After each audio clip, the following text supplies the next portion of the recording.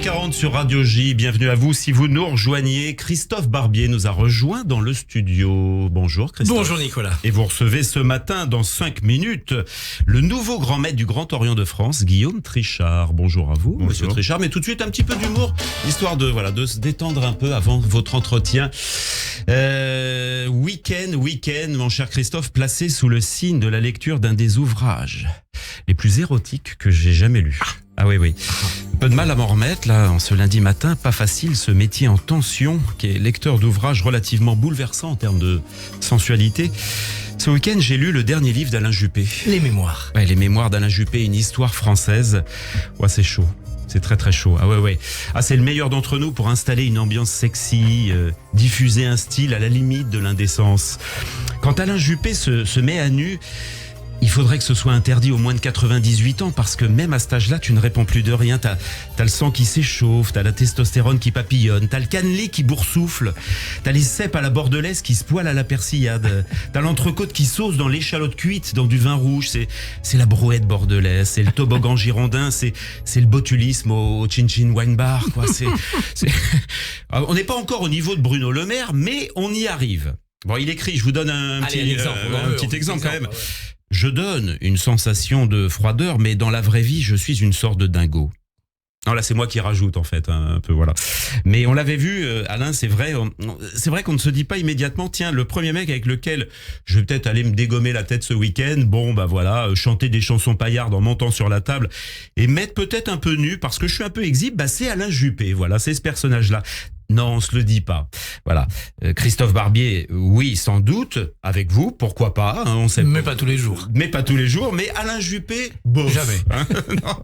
Alors, il poursuit quand même. En fait, je ne suis pas froid, mais j'ai une timidité un peu raide. Roide, dirait Bernadette Chirac, qui, en matière d'appareil servant à nettoyer la poussière du sol plantée dans une partie basse du dos, à laquelle vous ne pouvez avoir accès qu'en vous asseyant dessus, en connoissait un rayon.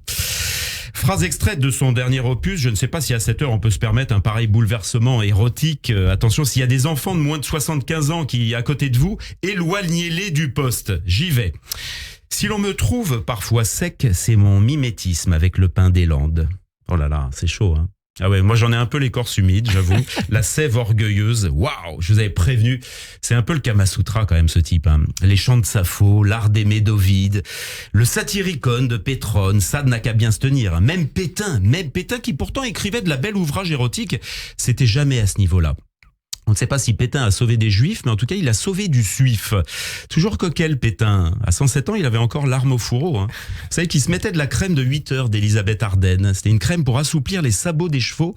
Un truc émollient qui élimine les cellules mortes. Sauf la cellule de l'île-Dieu, où il a fini ses jours de Pépé le Chaudard. Un autre passage un peu confondant ou pas ? Comment se joue le choix d'une vie ? Je cite Alain Juppé. Hein.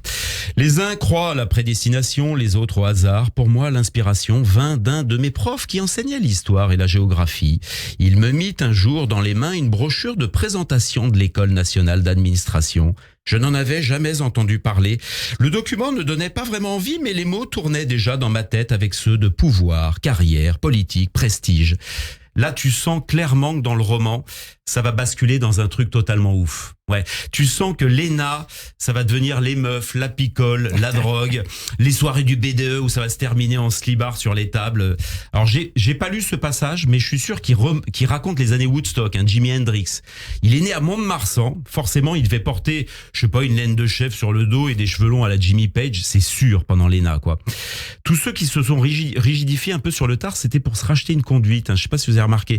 Quand il arrive à Matignon en 76 aux côtés de Chichi, vous savez qu'il se gare en Harley devant Matignon. Ça, personne le sait. Ah oui. Il se gare en Harley devant Matignon. Un type qui fout 1 million de personnes dans la rue à 95, c'est quand même un type qui vient de la rue. C'est un loulou, quoi. Bah ouais, c'est sûr. Les emplois fictifs de la mairie de Paris. Il y a qu'un Redouane Faïd de la politique pour faire ça, quoi. Voilà. Donc, lisez ce livre érotique, Alain Juppé. On en a déjà chaud. On a chaud, hein. C'est monté un peu dans le studio ce matin. 7h45, le Barbier du matin.